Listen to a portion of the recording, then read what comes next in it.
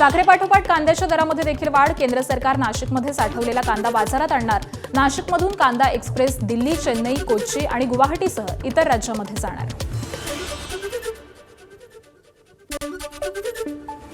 सुट्या खाद्यतेलावरती सरसकट बंदी घालण्याचा निर्णय झाला नाही. भेसळ रोखतानाच पारंपरिक तेल विक्रेते आणि अल्प प्रमाणामध्ये तेल खरेदी करणाऱ्या ग्राहकांवरती अन्याय होणार नाही. मुख्यमंत्री देवेंद्र फडणवीसांची ग्वाही.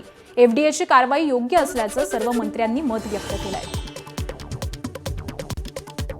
एफडीएच्या माध्यमातून वेगवेगळी कारवाई चालली आहे, ती योग्य आहे. कारवाई अशा पद्धतीनं होत राहिली पाहिजे.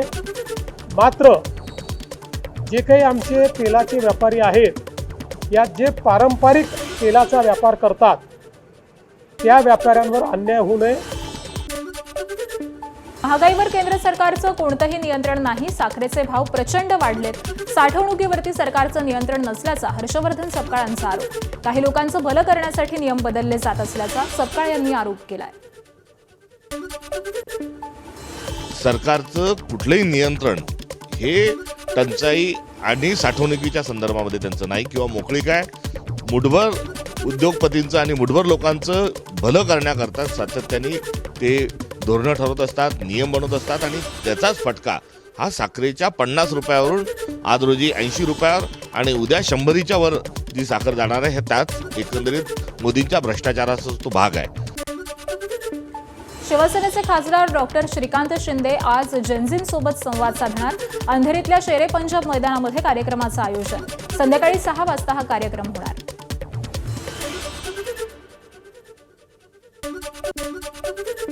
महाराष्ट्रात पुन्हा एकदा छात्रवृत्ती गुंज कार्यक्रमाचं आयोजन. पुण्यानंतर राहुल गांधी मुख्यमंत्री फडणवीसांच्या नागपुरात विद्यार्थ्यांशी संवाद साधणार. काँग्रेस नेत्या यशोमती ठाकूर यांच्याकडून घोषणा. राहुल गांधी यांच्या आरोपानंतर भाजपच्या पायाखालची जमीन सरकली. बेरोजगारी, भ्रष्टाचार आणि विकासाच्या मुद्द्यावरती राहुल गांधी यांनी भाजपला थेट सवाल विचारले. काँग्रेस प्रदेशाध्यक्ष हर्षवर्धन सपकाळ यांचा भाजपला टोला. राहुल गांधी हे आश्वस्त नेतृत्व आहे. देशात 2च राजकीय पक्ष राहिलेत. मी अनेक दिवसांपासून आपल्याला सांगतोय की भारतीय जनता पक्ष आणि काँग्रेस मित्रपक्ष ते आमचे जरूर असतील, मात्र राष्ट्रीय राजकारणाचा 2च आता पक्ष आहे. आणि राहुल गांधींचं नेतृत्व हे या देशाचा आशेचा किरण आहे असं म्हटल्यास अतिशयोक्ती होणार नाही. आणि त्या अनुषंगानं आशा जी आहे ती राहुल गांधी अर्थात काँग्रेसकडून आहे आणि निराशा जी आहे ती भारतीय जनता पक्षाकडून झालेली आहे.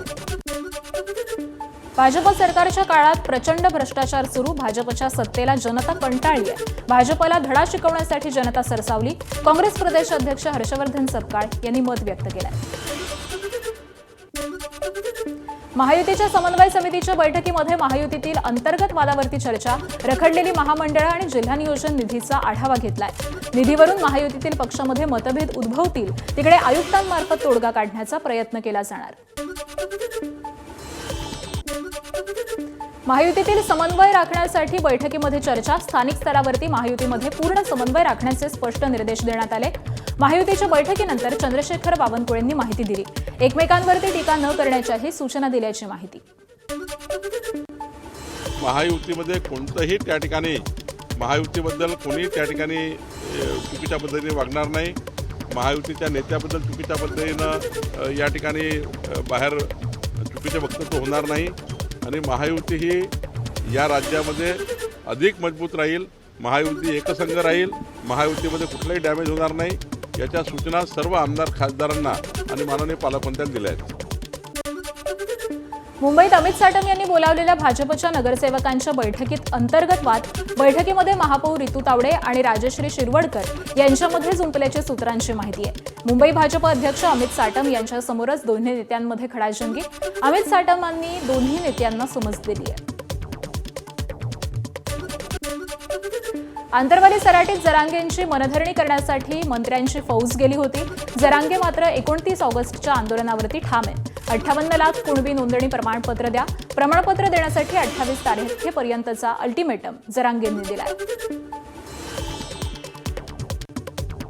29 ऑगस्टला आंदोलन होणार आहे. मला हे निर्णायक आंदोलन करायचे. मराठा समाजाची मागणी मला पाठीमागे ठेवायची नाहीये. मराठा समाजानं ही विषय समजून घ्या. ज्यांचे जे घराने तुम्ही तुमचे अर्ज घेऊन आंतरवालीत यावं. म्हणजे मलाही सोपं जाईल आणि तुमच्यासाठी सोपं जाईल. मनोज जरांगेंच्या भेटीनंतर मंत्र्यांच्या शिष्टमंडळानं मुख्यमंत्री देवेंद्र फडणवीसांची भेट घेतली. जरांगे पाटील यांच्यासोबत झालेल्या चर्चेचा तपशील शिष्टमंडळानं मुख्यमंत्र्यांना दिला. मुख्यमंत्र्यांच्या वर्षा निवासस्थानाच्या मार्गावरती मॅनहोलचं झाकण तुटलं. 15 दिवसांपासून मॅनहोलचं झाकण तुटलेल्या अवस्थेत आहे. महापालिकेचं दुर्लक्ष, तातडीनं दुरुस्ती करण्याची गरज. आज पुणे महापालिकेची महासभा होणार. राष्ट्रवादीच्या नगरसेवकांचा निधी रोखल्यानंतरची पहिलीच महासभा. नगरसेवक अमोल बालवडकर आणि सुहास टिंगरेंचा निधी रोखल्यामुळे वाद झाला होता. पुण्यातील गणेशोत्सवासाठी आणि दहीहंडीसाठी नेमका किती साऊंड सिस्टीम वापरावी याबाबतचा निर्णय अजूनही नाही आहे. काल झालेल्या बैठकीमध्ये साऊंड सिस्टीमवर चर्चा, मात्र पोलिसांकडून अजूनही ठाम निर्णय नाही. निर्णय न झाल्यामुळे मंडळामध्ये संभ्रम आहे. पुणेकर नागरिकांचा मंडळातील साऊंड सिस्टीमच्या आवाजावर आक्षेप. संबंधित नागरिकांविरोधामध्ये मंडळाचे कार्यकर्ते आक्रमक झालेत. पोलिसांनी बंदोबस्तामध्ये पुणेकर नागरिकाला बाहेर आणलं.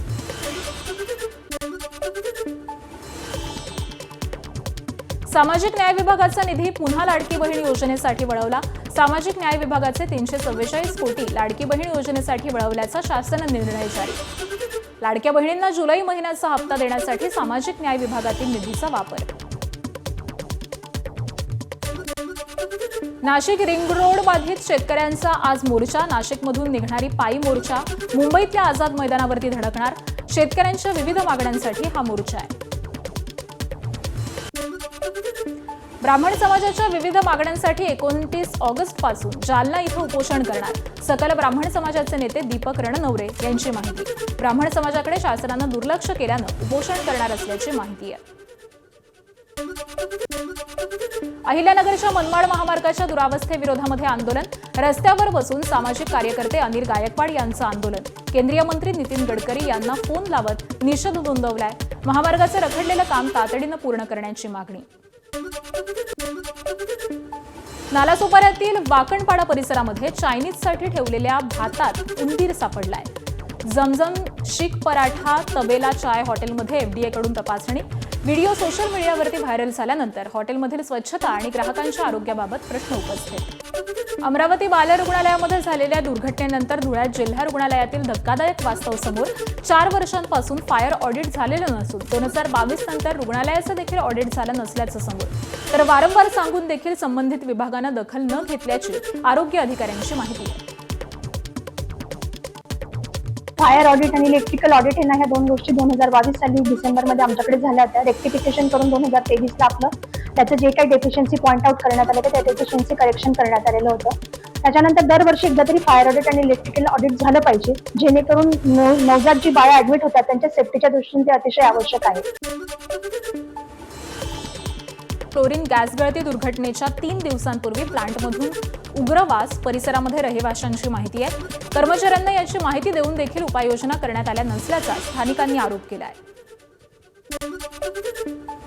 सेलिब्रिटी नेते अधिकाऱ्यांचे व्हॉट्सअप हॅक प्रकरणामध्ये उत्तर भारतातील टोळी असल्याचा पोलिसांना संशय. मुंबई महापालिका आयुक्त अश्विनी भिडे, खासदार सुप्रिया सुळे, शिवसेना नेत्या शायना एनसी आणि अभिनेत्री वनिता खरात यांच्या व्हॉट्सअप प्रकरणांची चौकशी होणार. साताऱ्यातील कोयना धरण 100% भरलं. सातारा, सांगलीसह पश्चिम महाराष्ट्राच्या पिण्याच्या पाण्यासोबतच सिंचनाच्या दृष्टीनं देखील मोठा दिलासा. तर जिल्ह्यातील इतर प्रमुख जलसाठ्यांचा पाणीसाठा देखील 96%. यवतमाळ जिल्ह्यामध्ये झालेल्या अतिवृष्टीमुळे तब्बल 535 गावातील 41,556 शेतकऱ्यांचं नुकसान. 36,000 हेक्टरवरील पेरलेलं सोयाबीन, कापूस, तूर ही पिकं, त्याचबरोबर बागायती पिकांचं नुकसान. 31,55,00,000 रुपयांचं नुकसान झाल्याचा अहवाल. पाऊस खोळंबला. मराठवाड्यासह धाराशिव जिल्ह्यावरती दुष्काळाचं सावट. पावसासाठी शेतकऱ्यांनी पर्जन्य यज्ञ केलाय. पावसासाठी पर्जन्य यज्ञ करणं ही वैदिक काळाची परंपरा असल्याची शेतकऱ्यांची माहिती. वाशिमच्या मानोरा तालुक्यामध्ये 21 दिवसांपासून पावसाची दडी. सोयाबीनसह तूर, कापूस पिकं संकटात. फूल अवस्थे किंवा शेंगा धरण्याच्या अवस्थेमध्ये पाऊस गरजेचा असून पाऊस न बरसल्यामुळे पीक नष्ट होण्याचा धोका वाढलाय. परभणी जिल्ह्यामध्ये पावसाचा खंड. लाखो हेक्टरवरील पिकं धोक्यात. सोयाबीन, कापूस, तूर यासह विविध खरीप पिकं करपण्याची शक्यता आहे आणि त्यामुळे शेतकऱ्यांची चिंता वाढली आहे. नंदुरबारमध्ये मका पिकावरती अमेरिकन लष्करी अळीचा प्रादुर्भाव, शेतकऱ्यांची चिंता वाढली. मका पिकावरील लष्करी अळीचा नियंत्रणासाठी रासायनिक फवारणी तर उत्पादन खर्चही वाढलाय. मुंबईतील रस्त्यांवरती कचऱ्याबाबत उच्च न्यायालयाची महापालिकेवरती नाराजी. पालिकेचे अधिकृत दावे आणि प्रत्यक्षात मोठी तफावत असल्याचं न्यायालयाचं निरीक्षण आहे. रस्त्यांवरील कचरा न उचलल्यास अधिकाऱ्यांवरती कठोर कारवाईचा इशारा. कांजूरमार्ग कचरा भूमीवरील दुर्गंधीचीही दखल. रायगडमधील प्रयोगशील शेतकऱ्यांचा जिल्हा परिषदेकडून सन्मान. विविध कृषी पुरस्कार प्राप्त 36 शेतकऱ्यांसह 14 प्रगतशील शेतकऱ्यांचा गौरव. तर घर बसल्या खत खरेदीसाठी FFS प्रणालीचा देखील शुभारंभ झालाय. एबीपी माझा, उघडा डोळे बघा नीट.